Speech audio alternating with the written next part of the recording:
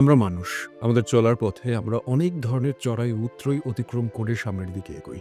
আমাদের এই চলতি পথে নিজেদের কষ্ট লাঘবের জন্য অনেক সময় অনেক কথা অনেকের সাথে শেয়ার করি এবং সেই কথাগুলো পরবর্তীতে আমাদেরই বিপক্ষে নিয়ে ব্যবহার করা হয়। তাই চেষ্টা করবেন এই ৩ ধরনের কথা কারো সাথে শেয়ার না করার জন্য।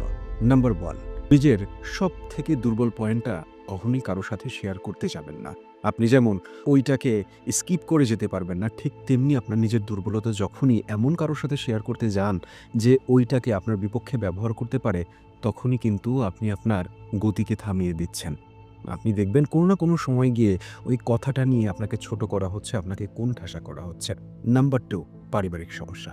আমাদের নিত্য জীবনে অনেক ধরনের সমস্যার সম্মুখীন হই, অনেক ধরনের মনোমালিন্য হয়। আপনি যখনই এই কথাগুলো সবার সাথে দেদারসে শেয়ার করতে যাবেন, তখনই দেখবেন মানুষজন আপনাকে নিয়ে নেতিবাচক ধারণা নিবে। কিন্তু যে কথাগুলো রাগের বশে অভিমানের জায়গা থেকে আপনারই পরিবারের কোনো সদস্য বলেছিল, সেই কথাটা তখন অভিমান থাকবে না। সেই কথাটাকে তখন আপনাকে ছোট দেখানোর জন্য ব্যবহার করবে। এবং নাম্বার ৩, আপনার অর্থ, আপনার উপার্জন। আপনি কত টাকা উপার্জন করছেন, কত টাকা কার কাছ থেকে ধার নিয়েছেন, সেই জিনিস কখনোই অন্য কারো সাথে শেয়ার করতে যাবেন না।